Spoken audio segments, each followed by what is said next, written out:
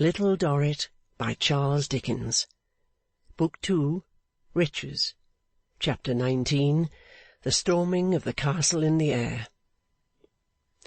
The sun had gone down full 4 hours, and it was later than most travellers would like it to be for finding themselves outside the walls of Rome, when Mr. Dorrit's carriage, still on its last wearisome stage, rattled over the solitary Campagna. The savage herdsmen and the fierce-looking peasants who had checkered the way while the light lasted had all gone down with the sun and left the wilderness blank. At some turns of the road a pale flare on the horizon, like an exhalation from the ruin-sown land, showed that the city was yet far off. But this poor relief was rare and short-lived.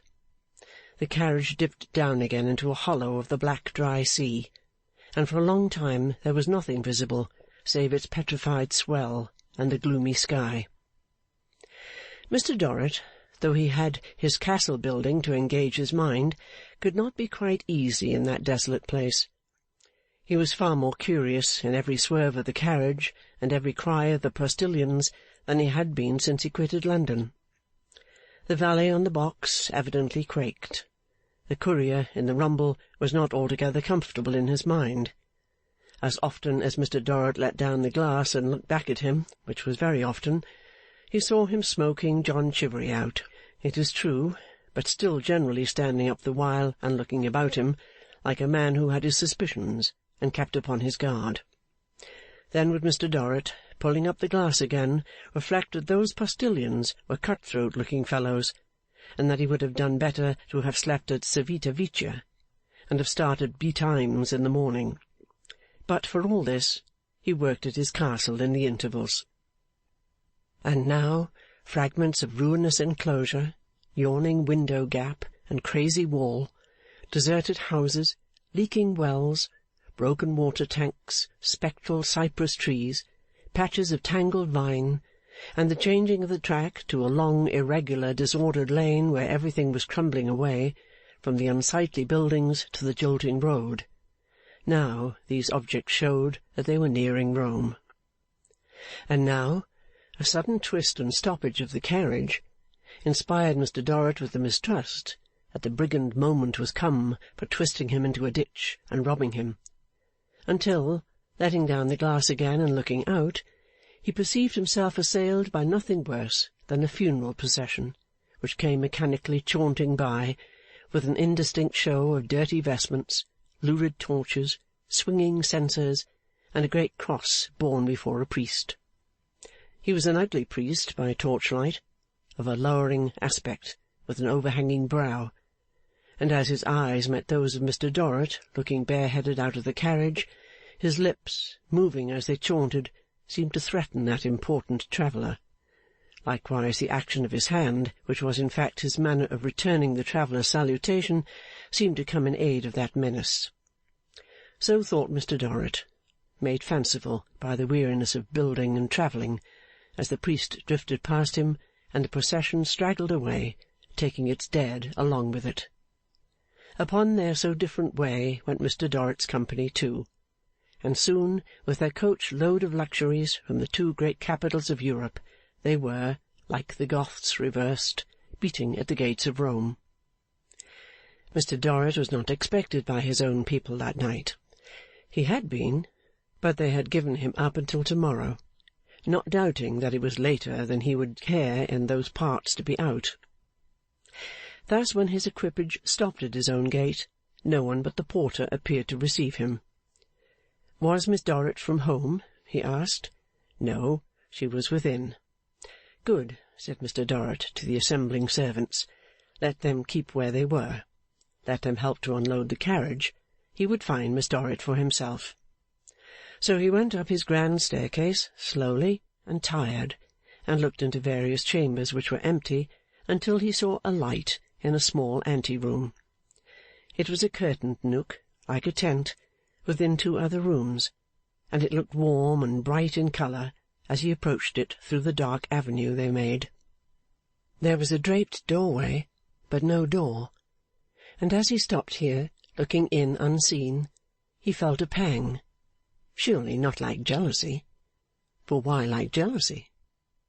There was only his daughter and his brother there, he with his chair drawn to the hearth, enjoying the warmth of the evening wood fire, she seated at a little table, busied with some embroidery work.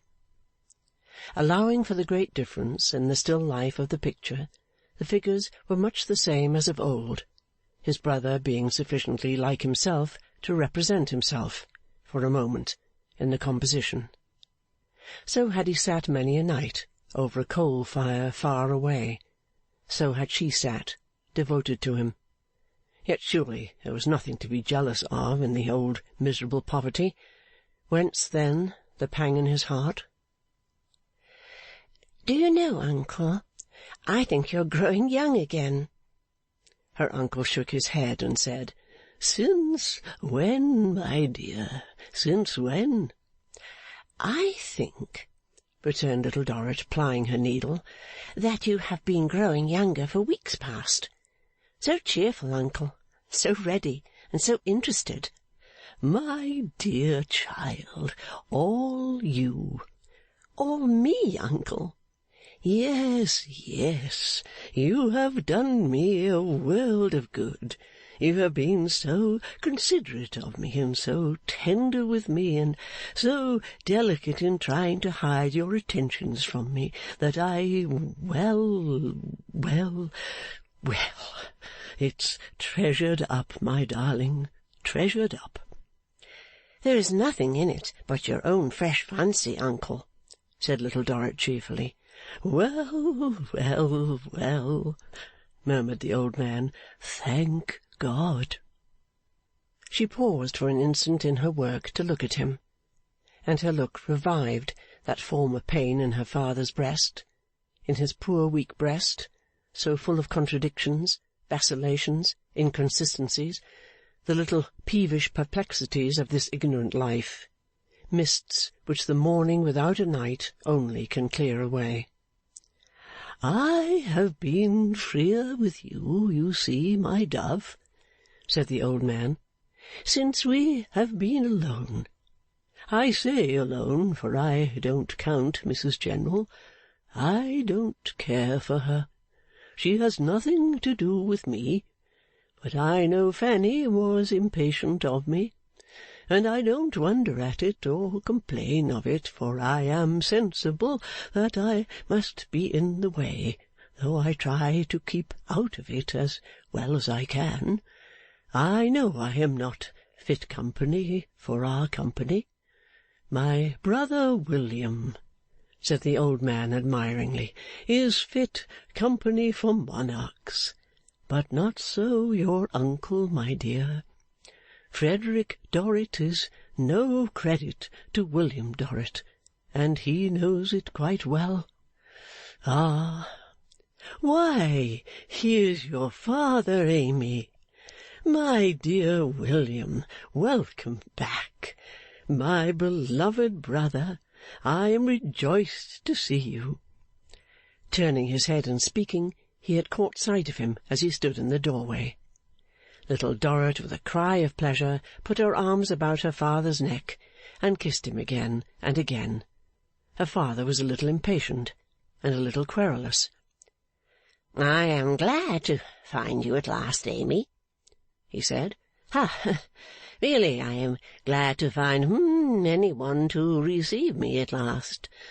I appear to have been so little expected, that upon my word I began to think it might be right to offer an apology for taking the liberty of coming back at all. It was so late, my dear William, said his brother, that we had given you up for the night. I am stronger than you, dear Frederick, returned his brother, with an elaboration of fraternity in which there was severity, and I hope I can travel without detriment at any hour I choose. Surely, returned the other, with a misgiving that he had given offence. Surely, William. Thank you, Amy, pursued Mr. Dorrit, as she helped him to put off his wrappers. I can do it without assistance. I need not trouble you, Amy. Could I have a morsel of bread and a glass of wine, or, would it cause too much inconvenience?' 'Dear father, you shall have supper in a very few minutes.' 'Thank you, my love,' said Mr Dorrit, with a reproachful frost upon him.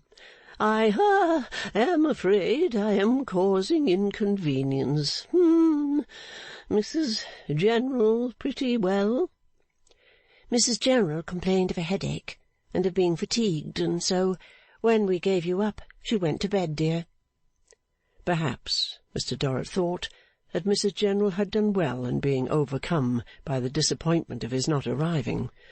At any rate, his face relaxed, and he said with obvious satisfaction, 'Extremely sorry to hear that Mrs General is not well.' During this short dialogue, his daughter had been observant of him, with something more than her usual interest. It would seem as though he had a changed or worn appearance in her eyes, and he perceived and resented it, for he said with renewed peevishness, when he had divested himself of his travelling cloak and had come to the fire, 'Amy, what are you looking at? What do you see in me that causes you to concentrate your solicitude on me in that very particular manner?' 'I did not know it, father. I beg your pardon. It gladdens my eyes to see you again, that's all.' 'Don't say that's all, because that's not all. You think,' said Mr Dorrit, with an accusatory emphasis, 'that I am not looking well.' 'I thought you looked a little tired, love.' 'Then you are mistaken,' said Mr Dorrit. 'I am not tired. I am very much fresher than I was when I went away.' He was so inclined to be angry that she said nothing more in her justification, but remained quietly beside him, embracing his arm. As he stood thus, with his brother on the other side, he fell into a heavy doze, of not a minute's duration, and awoke with a start. 'Frederick,' he said, turning to his brother, 'I recommend you to go to bed immediately.' 'No, William, I'll wait and see you sup.' 'Frederick,' he retorted, 'I beg you to go to bed. I make it a personal request that you go to bed. You ought to have been in bed long ago. You're very feeble.' 'Said the old man, who had no wish but to please him. 'Well, I dare say I am.' 'My dear Frederick,' returned Mr Dorrit, with an astonishing superiority to his brother's failing powers, 'there can be no doubt of it. It is painful to me to see you so weak. It distresses me. I don't find you looking at all well. You are not fit for this sort of thing. You should be more careful. You should be very careful.' 'Shall I go to bed?' asked Frederick. 'Dear Frederick,' said Mr Dorrit, 'do, I adjure you. Good night, brother. I hope you will be stronger to morrow. I am not at all pleased with your looks. Good night, dear fellow.' After dismissing his brother in this gracious way, he fell into a doze again before the old man was well out of the room, and he would have stumbled forward upon the logs but for his daughter's restraining hold. 'Your uncle wanders very much, Amy,' he said, when he was thus roused. 'He is less coherent, and his conversation is more broken than I have ever known. Has he had any illness since I have been gone?' 'No, father.' 'You see a great change in him, Amy?' 'I have not observed it, dear.' 'Greatly broken,' said Mr Dorrit. 'Greatly broken, my poor affectionate failing Frederick. Even taking into account what he was before, he is sadly broken.' His supper, which was brought to him there, and spread upon the little table where he had seen her working, diverted his attention. She sat at his side as in the days that were gone, for the first time since those days ended. They were alone, and she helped him to his meat and poured out his drink for him, as she had been used to do in the prison. All this happened now for the first time since their accession to wealth. She was afraid to look at him much, after the offence he had taken, but she noticed 2 occasions in the course of his meal when he all of a sudden looked at her, and looked about him, as if the association was so strong that he needed assurance from his sense of sight that they were not in the old prison-room. Both times he put his hand to his head, as if he missed his old black cap, though it had been ignominiously given away in the Marshalsea, and had never got free to that hour, but still hovered about the yards on the head of his successor. He took very little supper, but was a long time over it, and often reverted to his brother's declining state. Though he expressed the greatest pity for him, he was almost bitter upon him. He said that poor Frederick, drivelled. There was no other word to express it. Drivelled. Poor fellow! It was melancholy to reflect what Amy must have undergone from the excessive tediousness of his society, wandering and babbling on, poor dear estimable creature, wandering and babbling on, if it had not been for the relief she had had in Mrs. General. Extremely sorry, he then repeated with his former satisfaction that superior woman was poorly. Little Dorrit, in her watchful love, would have remembered the lightest thing he said or did that night, though she had had no subsequent reason to recall that night.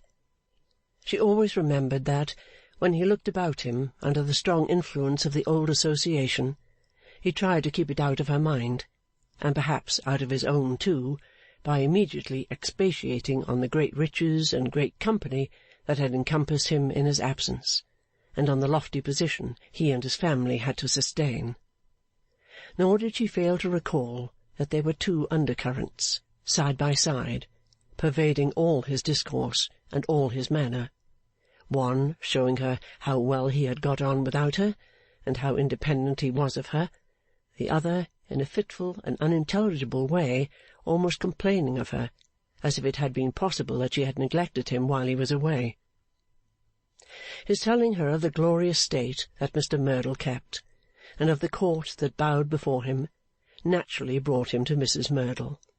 So naturally, indeed, that although there was an unusual want of sequence in the greater part of his remarks, he passed to her at once, and asked how she was. "She's very well. She's going away next week." "Home?" asked Mr. Dorrit. "After a few weeks' stay upon the road." "She will be a vast loss here," said Mr. Dorrit, "a vast acquisition at home. To Fanny and to the rest of the great world." Little Dorrit thought of the competition that was to be entered upon, and assented very softly. "Mrs. Merdle is going to have a great farewell assembly, dear, and a dinner before it. She has been expressing her anxiety that you should return in time. She has invited both you and me to her dinner." "She is very kind. When is the day?" "The day after to-morrow." "Write round in the morning, and say that I have returned, and shall be delighted." "May I walk with you up the stairs to your room, dear?" "No," he answered, looking angrily round, for he was moving away as if forgetful of leave-taking. "You may not, Amy. I want no help. I am your father, not your infirm uncle." He checked himself as abruptly as he had broken into this reply, and said, "You have not kissed me, Amy. Good night, my dear. We must marry you now." With that he went, more slowly and more tired, up the staircase to his rooms, and almost as soon as he got there, dismissed his valet. His next care was to look about him for his Paris purchases, and, after opening their cases and carefully surveying them, to put them away under lock and key. After that, what with dozing and what with castle building, he lost himself for a long time, so that there was a touch of morning on the eastward rim of the desolate Campagna when he crept to bed. Mrs. General sent up her compliments in good time next day, and hoped he had rested well after his fatiguing journey. He sent down his compliments, and begged to inform Mrs. General that he had rested very well indeed, and was in high condition. Nevertheless, he did not come forth from his own rooms until late in the afternoon, and although he then caused himself to be magnificently arrayed for a drive with Mrs. General and his daughter, his appearance was scarcely up to his description of himself. As the family had no visitors that day, its 4 members dined alone together. He conducted Mrs. General to the seat at his right hand with an immense ceremony, and Little Dorrit could not but notice, as she followed with her uncle, both that he was again elaborately dressed, and that his manner towards Mrs. General was very particular. The perfect formation of that accomplished lady's surface rendered it difficult to displace an atom of its genteel glaze, but Little Dorrit thought she descried a slight thaw of triumph in a corner of her frosty eye. Notwithstanding what may be called in these pages the pruny and prismatic nature of the family banquet, Mr. Dorrit several times fell asleep while it was in progress. His fits of dozing were as sudden as they had been overnight, and were as short and profound. When the first of these slumberings seized him, Mrs. General looked almost amazed, but on each recurrence of the symptoms she told her polite beads, papa, potatoes, poultry, prunes, and prism, and, by dint of going through that infallible performance very slowly, appeared to finish her rosary at about the same time as Mr. Dorrit started from his sleep. He was again painfully aware of somnolent tendency in Frederick, which had no existence out of his own imagination, and after dinner, when Frederick had withdrawn, privately apologized to Mrs. General for the poor man. "The most estimable and affectionate of brothers," he said, "but broken up altogether, unhappily declining fast." "Mr. Frederick, sir," quoth Mrs. General, "is habitually absent and drooping, but let us hope it is not so bad as that." Mr. Dorrit, however, was determined not to let him off. "Fast declining, madam, a wreck, a ruin, mouldering away before our eyes. Good Frederick!" "You left Mrs. Sparkler quite well and happy, I trust?" said Mrs. General, after heaving a cool sigh for Frederick. "Surrounded," replied Mr. Dorrit, "by all that can charm the taste and elevate the mind. Happy, my dear madam, in a husband." Mrs. General was a little fluttered, seeming delicately to put the word away with her gloves, as if there were no knowing what it might lead to. "Fanny," Mr. Dorrit continued, "Fanny, Mrs. General, has high qualities. Ambition, purpose, consciousness of position, determination to support that position, grace, beauty, and native nobility." "No doubt," said Mrs. General, with a little extra stiffness. "Combined with these qualities, madam," said Mr. Dorrit, "Fanny has manifested one blemish which has made me uneasy, and I must add, angry, but which I trust may now be considered at an end, even as to herself, and which is undoubtedly at an end as to others." "To what, Mr. Dorrit?" returned Mrs. General, with her gloves again somewhat excited. "Can you allude? I am at a loss to—" "Do not say that, my dear madam," interrupted Mr. Dorrit. Mrs. General's voice, as it died away, pronounced the words, "at a loss to imagine." After which Mr. Dorrit was seized with a doze for about a minute, out of which he sprang with spasmodic nimbleness. I refer, Mrs. General, to that strong spirit of opposition, or I might say jealousy in Fanny, which has occasionally risen against the sense I entertain of the claims of the lady with whom I have now the honour of communing.' 'Mr. Dorrit,' returned Mrs. General, 'is ever but too obliging, ever but too appreciative. If there have been moments when I have imagined that Miss Dorrit has indeed resented the favourable opinion Mr. Dorrit has formed of my services, I have found in that only too high opinion my consolation and recompense.' 'Opinion of your services, madam?' said Mr. Dorrit. 'Of,' Mrs. General repeated in an elegantly impressive manner, 'my services.' 'Of your services alone, dear madam?' said Mr. Dorrit.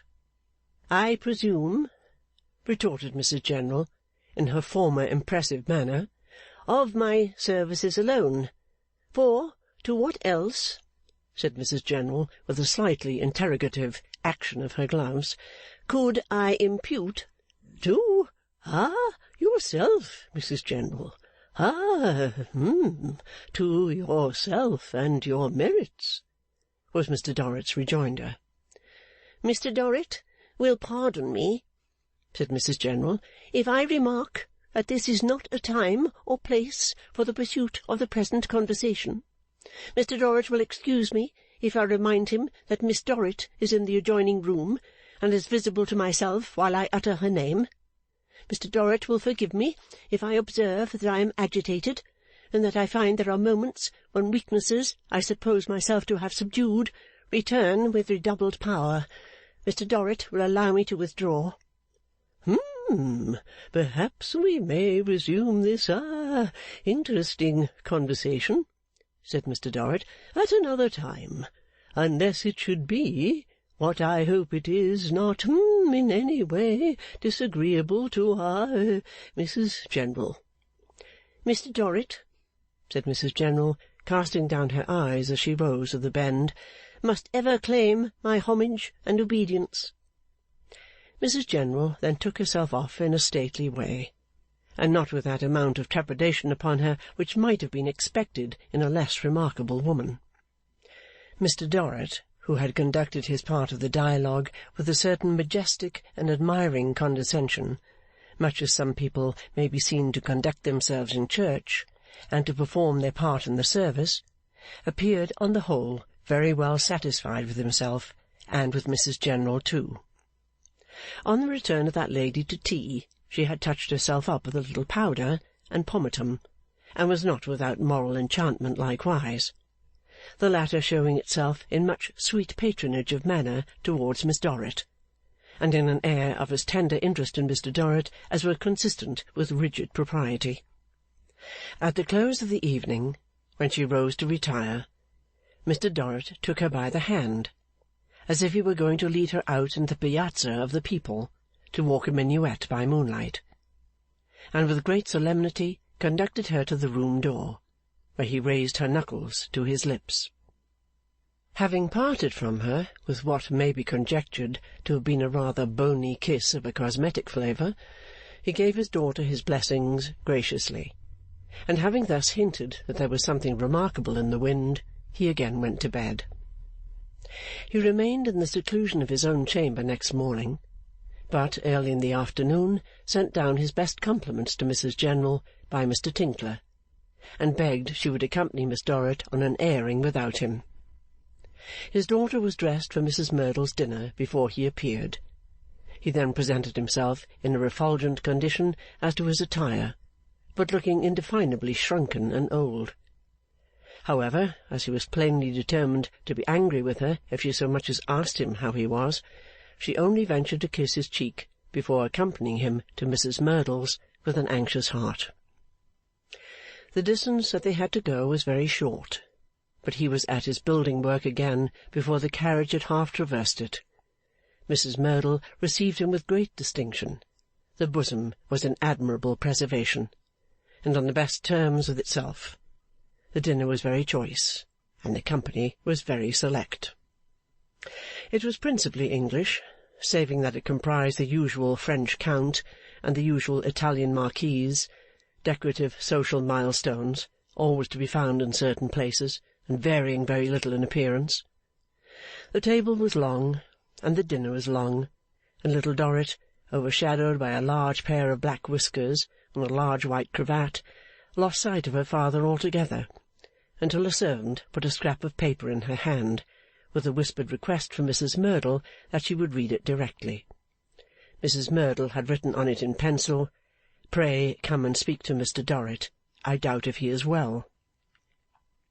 She was hurrying to him, unobserved, when he got up out of his chair, and leaning over the table, called to her, supposing her to be still in her place. "Amy, Amy, my child!" The action was so unusual, to say nothing of his strange eager appearance and strange eager voice, that it instantaneously caused a profound silence. "Amy, my dear," he repeated, "will you go and see if Bob is on the lock?" She was at his side, and touching him, but he still perversely supposed her to be in her seat, and called out, still leaning over the table, "Amy, Amy, I don't feel quite myself. I don't know what's the matter with me. I particularly wish to see Bob. Of all the turnkeys, he's as much my friend as yours. See if Bob is in the lodge, and beg him to come to me." All the guests were now in consternation, and everybody rose. "Dear father, I'm not there. I'm here by you." "Oh, you are here, Amy. Good. Good. Call Bob. If he has been relieved and is not on the lock, tell Mrs Bangham to go and fetch him." She was gently trying to get him away, but he resisted and would not go. "I tell you, child," he said petulantly, "I can't be got up the narrow stairs without Bob. Send for Bob. Send for Bob. Best of all the turnkeys. Send for Bob." He looked confusedly about him, and, becoming conscious of the number of faces by which he was surrounded, addressed them. "Ladies and gentlemen, the duty devolves upon me of welcoming you to the Marshalsea. Welcome to the Marshalsea. The space is limited. The parade might be wider, but you will find it apparently grow larger after a time. Ladies and gentlemen, and the air is, all things considered, very good. It blows over the Surrey Hills. Blows over the Surrey Hills. This is the Snuggery, supported by a small subscription of the collegiate body, in return for which hot water, general kitchen, and little domestic advantages. Those who are habituated to the Marshalsea are pleased to call me its father. I am accustomed to be complimented by strangers as the father of the Marshalsea. Certainly, if years of residence may establish a claim to so honourable a title, I may accept the conferred distinction. My child, ladies and gentlemen, my daughter, born here." She was not ashamed of it, or ashamed of him. She was pale and frightened, but she had no other care than to soothe him and get him away, for his own dear sake. She was between him and the wondering faces, turned around upon his breast with her own face raised to his. He held her clasped in his left arm, and between whiles her low voice was heard tenderly imploring him to go away with her. "Born here," he repeated, shedding tears. "Bred here. Ladies and gentlemen, my daughter, child of an unfortunate father, but always a gentleman. Poor, no doubt, but proud. Always proud. It has become a not infrequent custom for my personal admirers solely, to be pleased to express their desire to acknowledge my semi-official position here by offering little tributes, which usually take the form of voluntary recognitions of my humble endeavours to uphold tone here. Tone. I beg it to be understood that I do not consider myself compromised, not compromised, not a beggar, no. I repudiate the title. At the same time, far be it from me to put upon the fine feelings by which my partial friends are actuated this slight of scrupling to admit that those offerings are highly acceptable. On the contrary, they are most acceptable in my child's name, if not in my own. I make the admission in the fullest manner, at the same time reserving, shall I say, my personal dignity. Ladies and gentlemen, God bless you all. By this time the exceeding mortification undergone by the bosom had occasioned the withdrawal of the greater part of the company into other rooms. The few who had lingered thus long followed the rest, and Little Dorrit and her father were left to the servants and themselves. Dearest and most precious to her, he would come with her now, would he not? He replied to her fervid entreaties that he would never be able to get up the narrow stairs without Bob. Where was Bob? Would nobody fetch Bob? Under pretence of looking for Bob, she got him out against the stream of gay company now pouring in for the evening assembly, and got him into a coach that had just set down its load, and got him home. The broad stairs of his Roman palace were contracted in his failing sight to the narrow stairs of his London prison, and he would suffer no one but her to touch him, his brother excepted.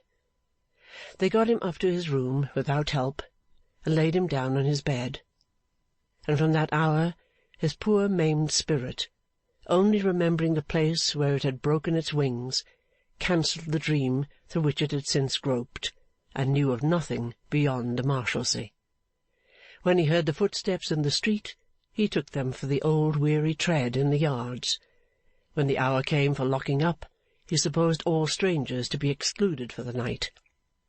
When the time for opening came again, he was so anxious to see Bob that they were fain to patch up a narrative how that Bob, many a year dead then, gentle turnkey, had taken cold, but hoped to be out to-morrow or the next day, or the next at furthest. He fell away into a weakness so extreme that he could not raise his hand, but he still protected his brother according to his long usage, and would say with some complacency 50 times a day when he saw him standing by his bed, "My good Frederick, sit down. You are very feeble indeed." They tried him with Mrs. General, but he had not the faintest knowledge of her. Some injurious suspicion lodged itself in his brain that she wanted to supplant Mrs. Bangham, and that she was given to drinking.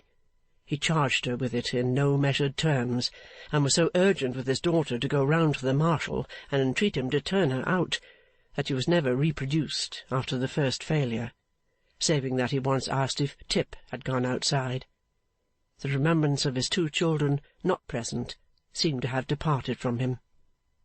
But the child who had done so much for him, and had been so poorly repaid, was never out of his mind. Not that he spared her, or was fearful of her being spent by watching and fatigue.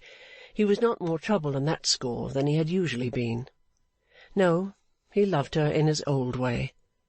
They were in the jail again, and she tended him, and he had constant need of her, and could not turn without her, and he even told her sometimes that he was content to have undergone a great deal for her sake.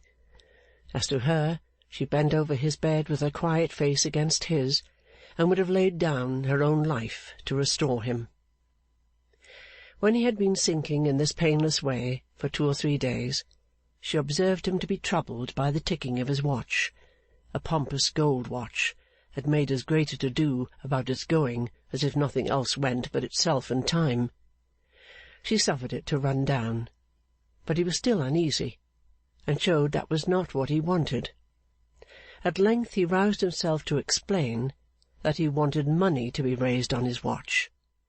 He was quite pleased when she pretended to take it away for the purpose, and afterwards had a relish for his little tastes of wine and jelly that he had not had before. He soon made it plain that this was so, for in another day or 2 he sent off his sleeve-buttons and finger-rings. He had an amazing satisfaction in entrusting her with these errands, and appeared to consider it equivalent to making the most methodical and provident arrangements. After his trinkets, or such of them as he had been able to see about him, were gone, his clothes engaged his attention, and it is as likely as not that he was kept alive for some days by the satisfaction of sending them piece by piece to an imaginary pawnbroker's. Thus for 10 days Little Dorrit bent over his pillow, laying her cheek against his. Sometimes she was so worn out that for a few minutes they would slumber together.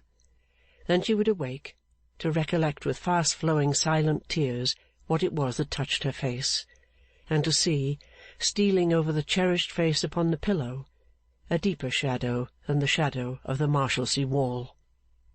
Quietly, quietly, all the lines of the plan of the great castle melted one after another. Quietly, quietly, the ruled and cross-ruled countenance on which they were traced became fair and blank. Quietly, quietly, the reflected marks of the prison bars and of the zigzag iron on the wall-top faded away.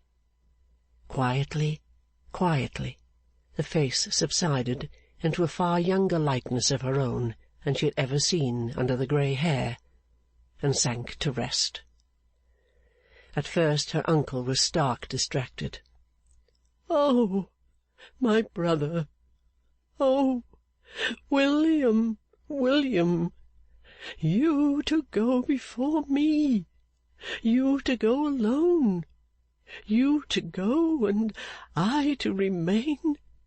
You so far superior, so distinguished, so noble! I, a poor useless creature, fit for nothing, and whom no one would have missed!" It did her, for the time, the good of having him to think of and to succour. "Uncle, dear uncle, spare yourself.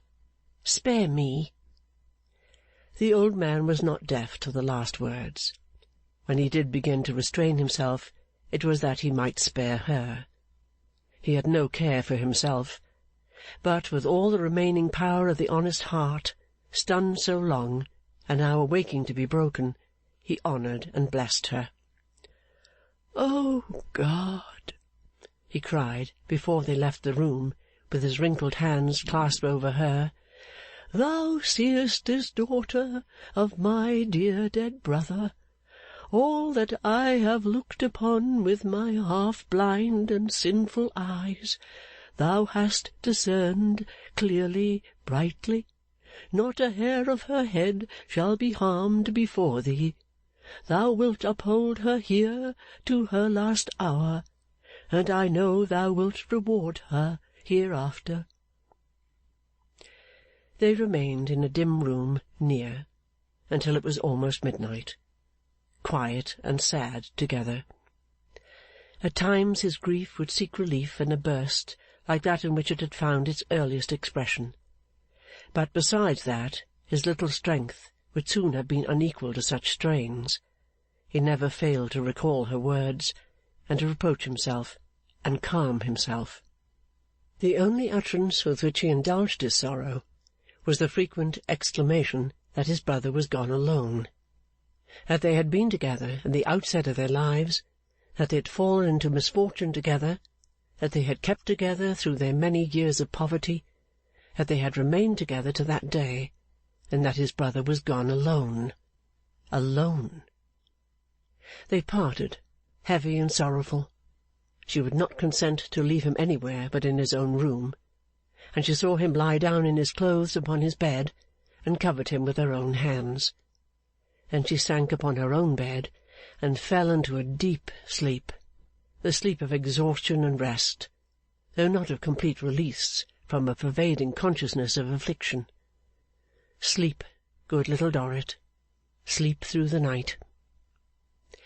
It was a moonlight night, but the moon rose late, being long past the full. When it was high in the peaceful firmament, it shone through half-closed latticed blinds into the solemn room where the stumblings and wanderings of a life had so lately ended.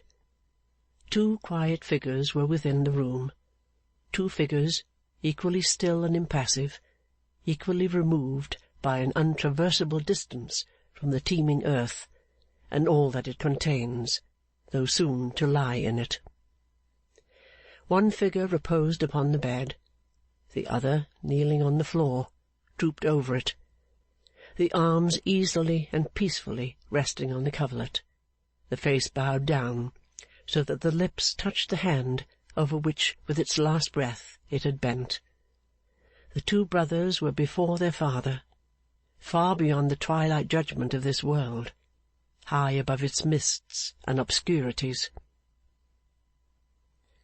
End of Book 2, Chapter 19.